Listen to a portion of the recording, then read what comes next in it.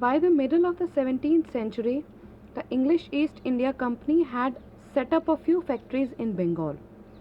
In 1698, the British acquired from Suburn Roy Chaudhary family of Barisha three villages, namely Sutnuti, Gobindpur and Kalika, which later developed into city of Kalikata. A company official, Job Charnock, now known as the founder of Kolkata, was instrumental in the purchase of these villages. The British constructed Fort William to safeguard their settlements. When they expanded their fortifications and misused their trading rights, the Nawab of Bengal Sirajud-Dowla expelled them from Calcutta. However, under the able generalship of Lord Clive, the company managed to win over important members of Siraj's court such as Mir Jafar, who was commander-in-chief, Jagat Seth, who was banker, and Omi Chand, a rich merchant. Shortly afterwards, Sirajud-Dowla was defeated and killed by the British in the Battle of Palasi in 1757. It was one of the most significant events in Indian history. There were several reasons for the defeat of Sirajud-Dowla. Firstly, he was betrayed by his own officers and merchants such as Mir Jafar and Jagat Seth. Secondly, the British had superior naval power. Third, Sirajud-Dowla was inexperienced and too young. And lastly, he did not make any attempt to gain support from the French. इन चार कारणों की वजह से Siraj-ud-Daulah battle of Palasi में हार गया. The Battle of Palasi paved the way for British conquest of Bengal and eventually the whole of India.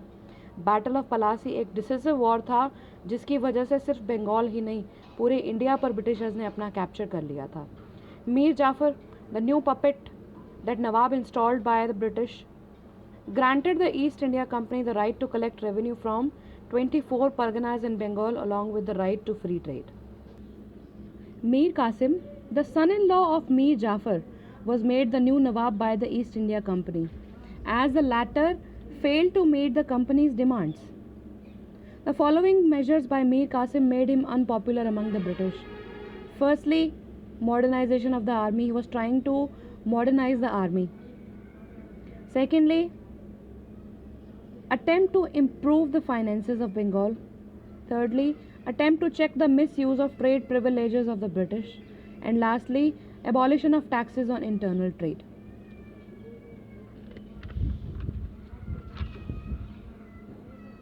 Mir Qasim forged an alliance with the Mughal Emperor Shah Alam II and the Nawab of Awadh, Shuja'ud-Dowla. Their combined forces fought with the British forces at Buxar in October 1764. All these conflicts between Britishers and Mir Qasim led to Battle of Buxar. Battle of Buxar, 1764. Between the forces under the command of British East India Company led by Hector Munro and the combined armies of Mir Qasim and the Nawab of Bengal till 1763. Mir Jafar was made the Nawab of Bengal for a second time in 1763 by Company just after the battle. After being defeated in 4 battles in Katwa, Giriya and Udaynala, the Nawab of Awadh Shuja'ud-Dowla and the Mughal Emperor Shah Alam II, accompanied by the Raja Balwant Singh of Kashi, made an alliance with Mir Qasim. The battle was fought at Buxar, a small fortified town within the territory of Bihar, located on the banks of Ganga river about 130 kilometers, that is 81 miles, west of Patna. It was a decisive victory of the British East India Company. The war was brought to an end by the Treaty of Allahabad in 1765. Some of the major consequences of Battle of Buxar were: the Treaty of Allahabad was signed between the British, Shah Alam II and Shuja'ud-Dowla in 1765. The Mughal Emperor granted Diwani, that is, right to collect revenue from Bihar, Bengal and Odisha to the English East India Company. In return, he was given an annual tribute of rupees 26 lakh beside the districts of Kora and Allahabad. The emperor had to reside in the fort of Allahabad under the protection of the British. The Nawab of Awadh had to pay an indemnity of rupees 50 lakh. His kingdom was restored to him by the company on a promise to help him in case his kingdom was attacked by the other rulers. Robert Clive introduced the dual government in Bengal in 1765, which lasted up to 1772. Under this system, Mir Jafar was placed back on the throne and handed over the powers of military and criminal jurisdiction, that is called Nizamat, while the company exercised control over revenue collection. Through this method, the company had all powers but no responsibilities, and the Nawab had all responsibilities but no power or resources to run the administration. The system of dual government made the company the virtual ruler of Bengal. Now that's a big thing, because of which Bengal suffered tremendously during this period. Bengal को बहुत ज़्यादा सफ़र करना पड़ा इन सब चीज़ों की वजह से, और इसी बीच 1770 में एक बहुत बड़ा फेमाइन, एक बहुत बड़ा अकाल आया, जिसकी वजह से बंगाल की सिचुएशन जो है वो और भी ज़्यादा ख़राब हो गई. Eventually Warren Hastings ended the dual government in 1772, और इन सारी चीज़ों के चलते वॉरेन हेस्टिंग्स ने 1772 में डुअल गवर्नमेंट का सिस्टम ख़त्म कर दिया and brought Bengal directly under the administration of English East India Company. और यहाँ से शुरुआत हुई ब्रिटिशर्स की बंगाल को, और सिर्फ बंगाल को ही नहीं पूरे भारत को कैप्चर करने की story. In order to bring the entire country under its control, the British embarked on some novel expansionist and exploitative policy. अब उन्होंने भारत को लूटना शुरू कर दिया. भारत के ऊपर कब्जा करने के लिए उन्होंने बहुत सारे पैंतने अपनाए, जिनमें से एक थी सबसाइडरी अलायंस. ये सबसाइडरी अलायंस जो है ये भारत को ब्रिटिशर्स के कंट्रोल में लाने के लिए एक बहुत बड़ा कदम था. इस सबसाइडरी अलायंस की वजह से उन्होंने भारत के बहुत सारे हिस्सों पे कब्जा कर लिया था और बहुत सारे रूलर्स को उन्होंने अपने शिकंजे में कसा था. Talking about the subsidiary alliance, one of the most significant policies put into practice by the company with a view of expanding British domain in India was the subsidiary alliance.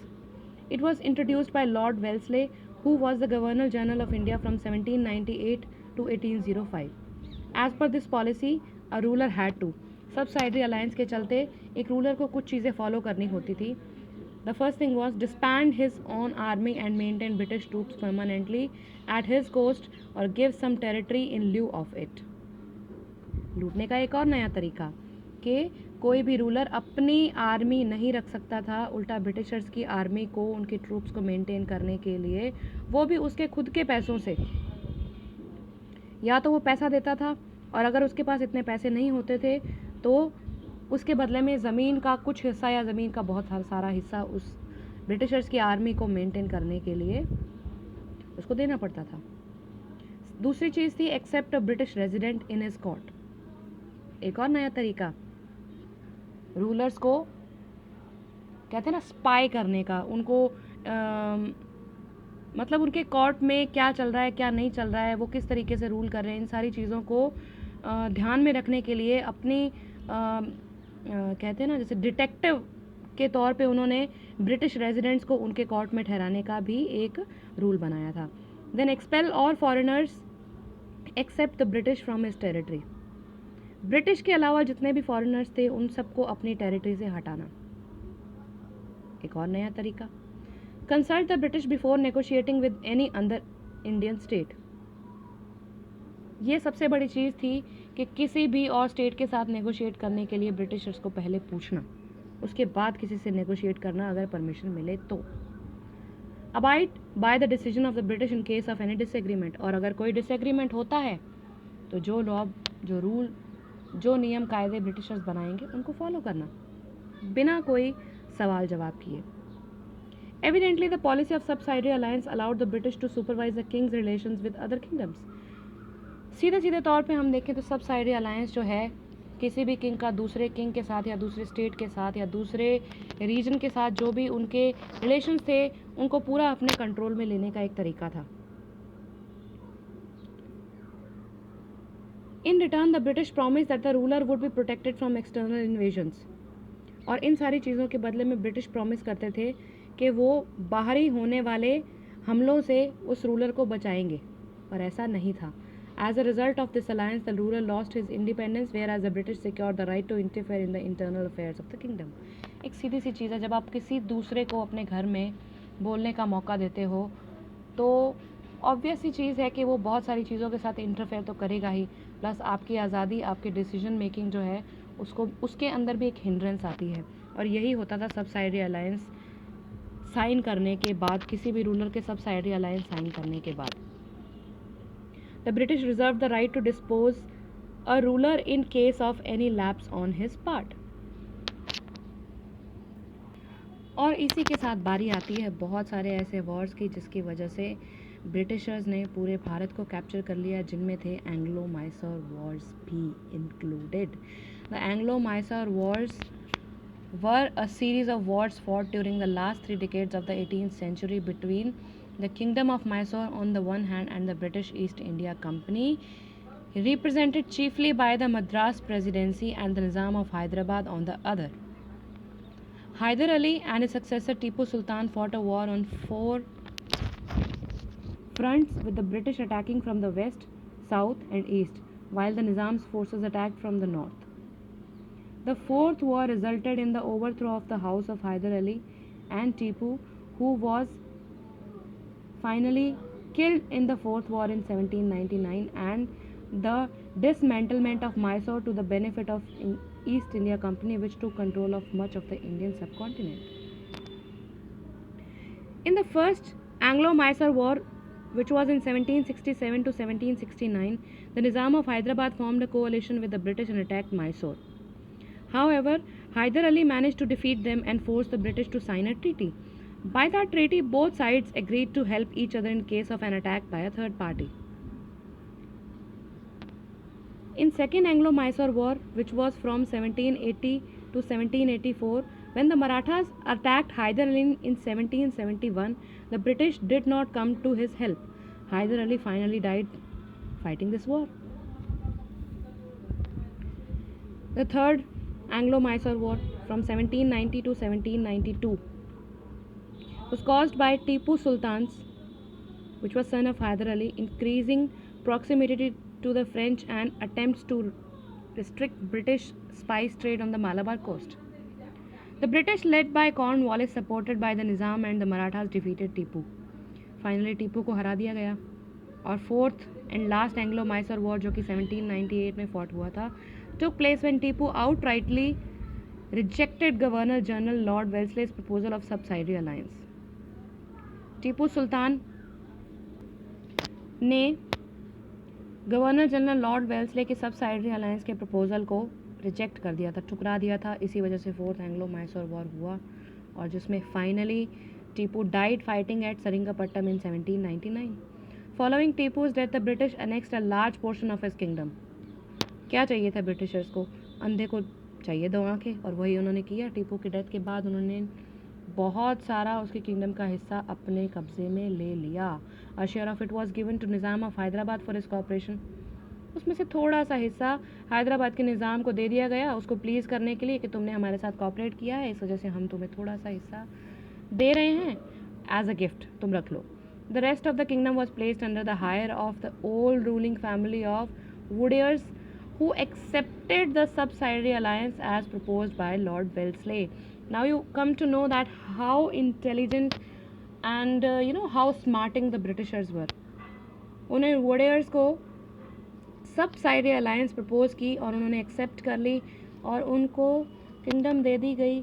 उनको पता था कि अगर सबसाइडरी अलायंस साइन हो जाएगी तो कोई भी किंग हो, कोई फ़र्क नहीं पड़ता, क्योंकि अल्टीमेट पावर तो ब्रिटिशर्स के हाथों में ही है।